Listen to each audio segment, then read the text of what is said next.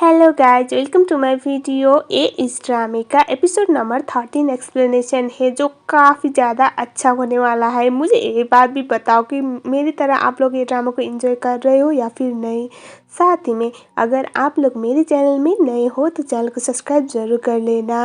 हमने last episode में दो इमोशन देखा हुआ था। एक में जहाँ पर सोफिता बुरी तरह से जेट का दिल तोड़ देती है और एंड तक सोफिता अपने दिल की बात बता देती है, तो दोनों चीज़ बैलेंस तो हो गया। और सोफिता जेट प्रीथा के वेयर हाउस में जाते वक्त वहीं पर फ्रीजर रूम में फंस गए थे और दोनों की हालत बहुत बुरी हो गई थी। और सोफिता ने इस टाइम पे उसे बोल दिया था कि मैं उनसे सगाई इसलिए नहीं तोड़ रही हूँ क्योंकि मैं उससे प्यार करती हूँ, मैं उसके लिए मरे जा रही हूँ, लेकिन मुझे डर लगता है अगर मैं उन को अपने आप से दूर भेजूंगी ना तो मैं तुम्हारे करीब आ जाऊंगी और मैं ऐसा नहीं चाहती। मैं उन का इस्तेमाल करके तुमसे दूर जाने की ट्राई कर रही हूँ। मुझे डर लग रहा है कि मैं तुमसे प्यार करने लगूंगी, मैं तुम्हें अपने आप से दूर नहीं कर पाऊंगी, ऐसा बोल देती है। और मैडम इस बोलने के बाद मैडम का शटर डाउन हो जाता है, यानी कि वो बेहोश हो गई। जेट बहुत बुरी तरह से उसे उठाने की ट्राई कर रहा था और उसे बोल रहा था कि प्लीज़ उठो ना, हमारी कहानी इस तरह से ख़त्म नहीं हो सकती। लिटरली काफ़ी ज़्यादा इमोशनल सीन बना हुआ था। सो आज वाले एपिसोड की स्टार्टिंग वहीं से स्टार्ट होती है। पोंग और तुप्तिम कुछ वेयर हाउस में आ पहुँचते हैं क्योंकि जो जेट के फ़ोन पे उन लोगों ने ट्रैकर लगाया हुआ था। आप लोगों को याद होगा तुप्तिम ने भी सोबिता के फ़ोन पे जीपीएस लगाया हुआ था पहले ही, तो इस चक्कर में ये लोग आ गए। और पहले जेट बोलता है कि सोबिता को लेके जाओ क्योंकि जेट तो हट्टा कट्टा गबरू नौजवान वो तो होल्ड कर रहा था, लेकिन सोबिता ऑलरेडी ठंडी पड़ चुकी थी। उसके बाद हम चलते हैं सीधा हॉस्पिटल वाला सीन, जहाँ पर वो बहुत रो रहा था, बहुत चिल्ला रहा था। और क्योंकि उसका बेस्ट फ्रेंड यानी कि जेट तो ऐसे बेहोश था, उसे बहुत बुरा लग रहा था, लेकिन जेट तो उठ गया। जेट के इस तरह से सही देखने के बाद वो काफ़ी खुश हो जाता है और वो उसे गले लगा रहा था। बेचारा काफ़ी बड़ा ड्रामा क्वीन, अगर लड़की को ड्रामा क्वीन बोला जा सकता है ना तो पोंग को ये बोल सकते हैं। बहुत ज़्यादा फनी मोमेंट बन रहा था। जेट तो उठने के बाद सबसे पहले सोबिता के बारे में पूछता है।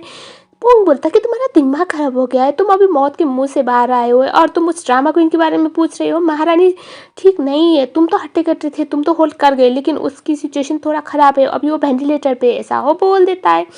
जेट बोल रहा था कि मुझे एक बार सोबिता को देखना है देखना है। पोंग उसे समझाने की ट्राई कर रहा था, लेकिन पोंग की बात कभी जेट ने सुनी है जो आज सुनेगा। बेचारे को उसे व्हील चेयर में रख के एक दो टॉवेल लपेट के उसे वेंटिलेटर वाले आईसीयू रूम में ले आना पड़ता है। आईसीयू के बाहर वो उससे ऐसे बैठा हुआ था। जेट काफ़ी ज़्यादा परेशान था, उसके आंखों से बस आंसू आ रहे थे। वो सुबिता के लिए काफ़ी परेशान था। लेकिन यहाँ पर जब अंदर से एक नर्स आती है तो जेट पूछता है कि अंदर सोफिता कैसी है। तभी नर्स पूछ रही थी आप कौन है। जेट बोलता है कि मैं उसका बॉयफ्रेंड हूँ। तभी वो बोलती कि अभी वो ठीक है, स्टेबल है। ये सुनने के बाद जेट की जान में थोड़ी सी जान आ जाती है और उसके बाद पोंग उसे वापस उसके वाले रूम पे ले आता है क्योंकि अभी साहबजादे की सिचुएशन इतनी अच्छी तो थी नहीं जो बाहर ऐसे घूम सके। हमें दिखाया जाता है कृथा और विन साथ में थे। आज रिवील होता है कि विन को सोबिता की लाइफ में सेट करने वाला कोई और नहीं कृथा था। और अभी विन सोबिता को कॉल करता है कृथा के प्लान के हिसाब से। तुप्तिम कॉल रिसीव करती है और जो हुआ है वो बता देती है। ये सुनने के बाद कृथा बोलता है कि आज भी वो बच गई। और जब उन लोगों को पता चलता है कि जेट ने बचाया है तो ये लोग समझ नहीं पा रहे थे कि ऐसा कैसे हो सकता है। और सबसे बड़ी बात कृथा ये सोच रहा था कि जेट पुलिस पे क्यों नहीं गया, पुलिस के साथ, मतलब पुलिस को उसने इन्वॉल्व क्यों नहीं किया इस बात पे। सो हम अब फिर से इधर देखते हैं। जेट ये बोलता है कि नॉर्स को मेरे पैंट के पॉकेट से ये मिला था, एक चीर था जहाँ पर लिखा हुआ था कि राविन को कृथा ने सेटअप किया है सोबिता की लाइफ में। और ये किसने किया इन लोगों को तो पता नहीं, लेकिन फ्लैशबैक में हमें दिखाया जाता है जब पोंग उस दरवाजे को खोल के वो सोबिता को बाहर ले गया था। उसके बाद जेट ऐसे बाहर आते आते वहीं पर बेहोश हो गया था, तो वान वहीं पर छुपी हुई थी। एक्चुअली वो तो दरवाज़ा खोलने वाली भी वो वानी थी सबसे पहले, और वो जेट के पॉकेट पे वो लिख के डाल देती है क्योंकि वो इनके लिए पागल है, तो वो इनको बचाने के लिए सब कर रही थी। सो अभी इनको आइडिया नहीं कि एक्चुअल में कौन थी वो बंदी, लेकिन एज एन ऑडियंस हम ये पता कर सकते हैं। हमें दिखाया जाता है फिर से नेक्स्ट वाले सीन में कृथा बोल रहा था वो इनको कि तुम इतने ज़्यादा लेट क्यों कर रही हो, अगर मैं होता तुम्हारी जगह तो मैं शादी तक का वेट नहीं करता, मैं शोभिता को उससे पहले अपनी वाइफ बना लेता। मतलब आप लोग समझ जाओ ये बंदा क्या कहना चाहता है। ये सुनने के बाद वो कुछ सोचने लग जाता है। अब हम देखते हैं हॉस्पिटल में शोभिता को होश आ गया था और वो इन शोभिता से मिलने आया था। ऑब्वियसली एज यूजल मेलो ड्रामा कर रहा था कि उसके लिए बहुत ज़्यादा वरीड है। हम देखते हैं फिर से शोभिता हॉस्पिटल पर ही थी और इधर जेट बेड पे था और वो इनकी डायरी को ओपन करता है और वही पास्ट वाली चीज़ें दिखाया जा रहा था। शोभिता उनको जेट और रीन को अलग करती है और उसके बाद वो बहुत रो रही थी। सो ये तो था हमारे हिसाब से, लेकिन रीन के लाइफ में ऑलरेडी कोई और बंदा था, ये तो आपको पता है। और वो ऑलरेडी प्रेग्नेंट थी और ये बात ना वो किसी को बता सकती थी। और शोभिता हमेशा अपनी बहन को एक हमेशा मुसीबत क्रिएट करने वाली बच्ची, मतलब वो कभी बड़ी हुई नहीं शोभिता के लिए। शोभिता बहुत गुस्सा करती थी रीन पे, जिस बात की वजह से रीन कभी किसी को बता ही नहीं पाई। और उसी टाइम पे रीन के पापा शोभिता के पापा बाहर वैकेशन पे गए हुए थे और वो हमेशा से हार्ट पेशेंट थे। तो रीन अपने पापा को भी बता नहीं पाई थी कि वो प्रेग्नेंट थे और इसी चक्कर में मैडम ने सुसाइड कर लिया था, ये चीज़ उसने लिखा हुआ था। और अभी जेट वो डायरी को बंद करता है और उसके बाद हमें दिखाया जाता है शोभिता सबसे मिलने के बाद अब उसे जेट का ख्याल आता है। मतलब उसके माइंड पे जेट तो चल रहा था, वो अपना फ़ोन निकाल के जेट को कॉल करने की ट्राई करती है, जब फ़ोन तो उसी के रूम में रिंग कर रहा था। शोभिता ऐसे टर्न करती है तो दरवाजे से अंदर तो जेट आ रहा था और उसे दिखाता है कि फ़ोन तो मेरे हाथ में, कि तुम किसको कॉल कर रही हो। और शोभिता काफ़ी प्यारी सी स्माइल देती है और जेट जितना अच्छे से स्माइल कर रहा था वो बहुत अमेजिंग था। जेट स्माइल करते हुए बोलता है कि तुम मुझे इतना मिस कर रहे हो कि मुझे कॉल कर रहे हो ऐसी सिचुएशन में भी। तभी शोभिता स्माइल करती है और वो बोलती कि तुम अच्छे से मेरे से बात कर रहे हो, इसका मतलब इतनी फिक्र वाली बात नहीं है।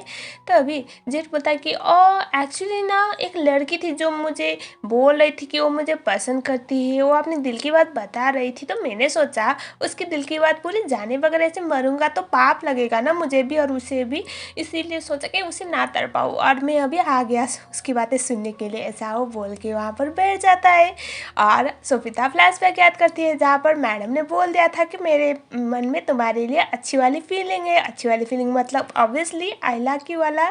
शोभिता थोड़ा झिझकते हुए बोलती कि मुझे याद नहीं तुम किसकी बात कर रहे हो। शोभिता बोलती कि बहुत ठंडी थी और मुझे तो कुछ होश भी नहीं, पता नहीं तुम किसकी बात कर रहे हो। तभी जेट बोलता है कि यहाँ कोई बंदी थी जो ऑलमोस्ट जाने वाली थी, मतलब मरने वाली थी, और उसने बोला था कि वो मुझे बहुत पसंद करती है। तभी शोभिता बोलती है कि तुम कुछ भी सुन रहे होगे, ऐसे अपने दिमाग पे कुछ भी ख्याली पुलाव पका रहे होगे।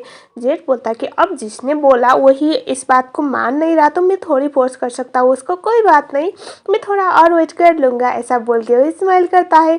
शोभिता कुछ बोल ही नहीं पा रही थी, बस इन दोनों की अच्छी सी केमिस्ट्री और प्यारी सी मूवमेंट दिख रहा था।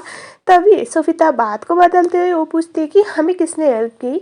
तभी जेट बोलता है कि मुझे लगता है अब हमें कृथा के पीछे इतना जल्द जाना नहीं चाहिए, क्योंकि अब तुम्हारा फियांसी भी उसके साथ इन्वॉल्व हो चुका है, तो हमें उसके पास जाएंगे ना तो हम कृथा तक पहुंच जाएंगे, क्योंकि ये तो कंफर्म हो गया राविन अभी कृथा के लिए काम करता है। ऐसा वो बोलता है।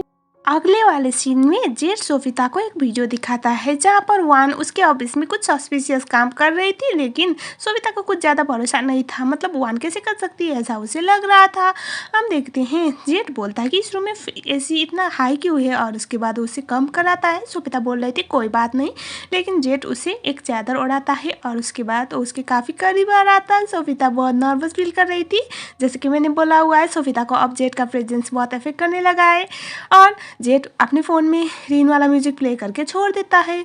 शोभिता उठ के बोलती है कि तुम्हें इस म्यूजिक के बारे में कैसे पता चला कि मैं इसे सुनती हूँ। तभी जेट बोलता है कि नहीं मुझे वो पता चला, तुम्हारे फ़ोन से मैंने कॉपी किया। और तभी जेट को शोभिता बोलती कि तुम्हें नहीं रख सकती, मैं डिलीट कर रही हूँ बोल के फ़ोन से। वो डिलीट करने वाली थी। जेट बोलता है कि ठीक है ना रहने दो ना, कुछ तो मेरे फ़ोन पे रहे, मैं तुम्हारे साथ लड़ने के मूड में नहीं हूँ। लेकिन शोभिता उसको डिलीट करने वाली थी, गलती से वो गैलरी में पहुँच गई जहाँ पर शोभिता का फनी वाला फ़ोटो था। ये देखने के बाद शोभिता की तो हालत ख़राब हो गई। वो बोलती कि तुम ये फ़ोटो क्यों रख रहे थे, मुझे परेशान करने के लिए, मुझे ब्लैकमेल करने के लिए। जेट बोलता है कि नहीं नहीं ऐसी कोई बात नहीं, मैं तो अपना स्ट्रेस थोड़ा कम करने के लिए रखा था, ये फ़ोटो रहने दो ना, अच्छा है। तभी सोफिता बोलती कि मैं मजाक हूँ जो तुम मैं स्ट्रेस कम करने के लिए मेरे ऐसे फ़ोटो रख रहे हो। तो अभी सोफिता बोलती कि मैं इसको हटा रहे हो, तुम मेरी प्राइवेसी को इन्वेट कर रहे हो। ये बोल के वो फ़ोटो डिलीट करने वाली थी। जेड बोलता है कि रहने दो ना, मैंने इससे ज़्यादा दिखा हुआ है, इसमें क्या है। ये सुनने के बाद सोफिता वाज लाइक हाँ तुमने क्या दिखा, और अब ज़्यादा दिखा है मतलब ज़्यादा ही हो गया। सोफिता बोलती कि क्या तुमने मुझे नहाते हुए देखा या फिर तुम्हारे पास वीडियोज है मेरे, क्या है तुम क्या हो, ऐसा बोल के परेशान हो जाती है। जेड बोलता है कि नहीं नहीं नहीं ऐसी कोई बात नहीं है, वो तुम गार्डन पे वो बेहोश हो गई थी, तुम्हें फीवर हुआ था ना, उस दिन मैंने तुम्हारे कपड़े बदले थे, ऐसे बोलता है। सोफिता इतनी शौक हो जाती है ना, वो बोलती कि उसे तो याद है अंटकाव ने बदला है, ऐसा उसने बोला हुआ था। सोफिता बोलती कि तुम कितने बड़े चिचोरी हो, तुम्हारी हिम्मत कैसे हुई। जेड बोलता है कि नहीं नहीं नहीं नहीं इतनी भी गलत मत समझो मुझे, मैंने ना आंखें बंद किया हुआ था और वो पर्दे भी लगे हुए थे, तो इतना ज़्यादा मैंने कुछ दिखा नहीं है, लेकिन हाँ छोटे छोटे कौन सी चीज़ कहाँ पर है बस मुझे इतना समझ में आ रहा था, ऐसे वो बोलता है। सोफिता बहुत गुस्से में आती है और उसे मारने लगती है, बोलती कि तुम्हारी हिम्मत कैसे है सब करने की। तभी जेड बोलता है कि रुको रुको रुको, ऐसे अपने आप को तो इतना ज़्यादा सती सावित्री बोले और तुमने भी मुझे मॉलेज किया हुआ है, भूल गई। सोफिता वाज लाइक अब मैंने क्या किया। तभी जेड बोलता है कि भूल गई फ्रीजर रूम में क्या हुआ था। सोफिता बोलती कि क्या हुआ था मुझे याद नहीं। तभी जेड उसके करीब आके बोलता है कि तुम भी तो मुझे अपनी बॉडी में गर्मी लाने के लिए किस किया ना, उसे गलत नहीं बोलेंगे, तुम करोगी तो सही है और जो मैं करूँ वो गलत है।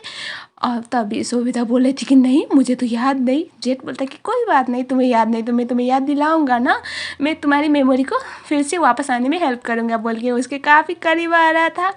सोफिता बहुत ज़्यादा नर्वस फील करती है और उसके बाद वो उसे वहाँ से जाने के लिए बोलती है। इन दोनों की ये प्यारी सी नोकझोंक तो काफ़ी प्यारी थी, काफ़ी अमेजिंग।